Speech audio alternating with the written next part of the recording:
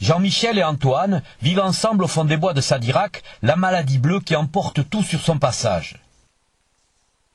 Une passion envahissante pour un oiseau appelé dédaigneusement pigeon au-dessus de la Loire et qui devient soudain pour les chasseurs du sud-ouest une palombe.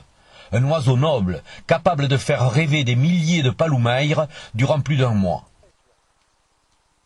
L'an dernier, les oiseaux bleus ont boudé les installations d'Antoine et de Jean-Michel. Une année de réflexion supplémentaire n'a pas suffi à modifier le problème.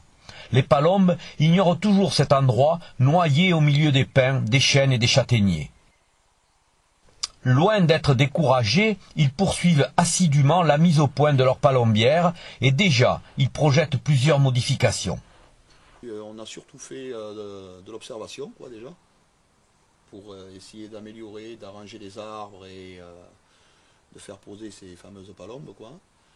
Et on se rend compte cette année qu'il faut qu'on taille pas mal d'arbres, quoi. Pas mal d'arbres, de façon à faire émerger les têtes de chêne pour que le bois soit bien plus attractif et intéressant pour les palombes, quoi. Mais bon, on en est donc à la deuxième année. L'année dernière, la grosse phase, c'était la construction de la cabane. Et cette année, on s'est plus concentré sur la partie bois, appelant. Et on a encore quand même pas mal de boulot à faire pour pouvoir réussir à les attirer. Alors Antoine n'était pas avec nous, il nous explique pourquoi. Antoine, qu'est-ce qui se passe? Il était au jardin. Ah, t'as bien bossé là. T'as bien travaillé, c'est joli. Ouais, mais il n'y a que ça. Hein.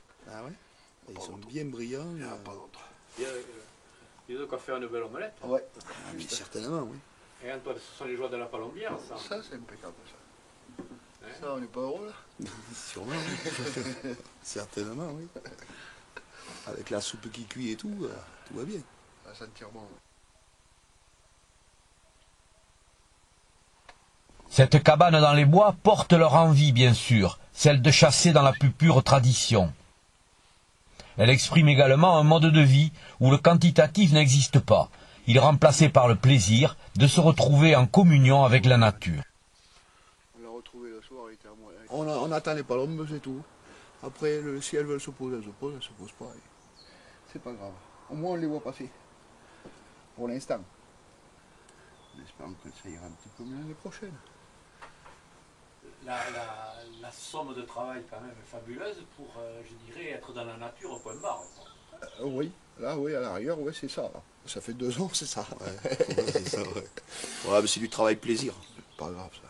J'avais commencé avec un papy. J'avais quel âge? Quand je suis arrivé ici, je devais avoir 16 ans. 16-17 ans. Du côté de Casalis, là. Mais eux, ils avaient les sols et tout ça. Et là, il n'y avait pas de fusil, pratiquement. Il n'y avait pas un coup de fusil. Il avait juste un vieux simplex. Il chassait avec sa soeur, il avait 80 ans. Mais je voyais qu'il les voyait plus arriver. À travers les pins, il ne les voyait plus. Alors moi, à 16 ans, j'avais l'œil partout, le vif. Alors je les voyais arriver. Arriver, ouh, puis hop, bon, de temps en temps, on en posait. Ce que l'on recherche surtout, c'est à faire poser. C'est ça qui nous intéresse le plus, quoi. De voir tourner les vols, réussir à les faire poser. Le coup du fusil, bon, reste une finalité, bien sûr. De façon à pouvoir en manger et en faire goûter quelques-unes aux copains. C'est pas cette année encore, mais enfin bon, on verra plus tard. Mais c'est surtout essayer de faire poser qui nous intéresse. Et la recherche de cette pose est bien parce que ça nous permet, avec des renseignements que l'on nous donne, d'essayer d'améliorer notre système de chasse qui est débutant pour le moment et d'arriver à les travailler, quoi. C'est ça qui est plaisant, quoi. Mais on en a posé un ou deux vols et on voit qu'elles partent, elles coulinent, elles vont chercher à se poser dans des endroits qui sont plus propres plutôt que de rester autour de la cabane à portée de fusil. Donc il faut absolument que l'on nettoie autour de la cabane. Mais on va le faire tranquillement, ça fera partie des occupations. Matinée bécasse et après-midi travail à la palombière. Après un bon gueuleton. Hein. Antoine, on est loin de ce que certains disent des chasseurs. Ah, ici, on est à l'extrême. Ah, carrément. Là, carrément. Là, le massacre, c'est même pas le mot qu'il faut employer. Les chasseurs écologistes. Ah oui. C'est certain, ouais. Même si on n'en tue qu'une dizaine par an, ça me suffit. On y arrivera. Voilà. On n'est pas là pour le bout de viande. Hein. En plein plat. Allez, on va casser un peu. Allez, hop. Comme ça c'est bien, on n'a même pas besoin de vider les fusils, ils sont pas pendus.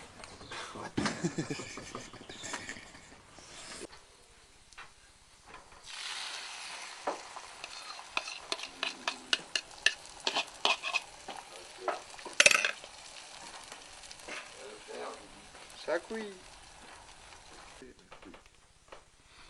Et quand tu as à un moment donné. Dans les bois de Sadirac, 2 hommes chassent la palombe. Ils prennent surtout le temps de vivre autrement, loin des bruits et de la modernité, qui voudraient que l'on enrichisse sa vie en laissant nos racines se décomposer.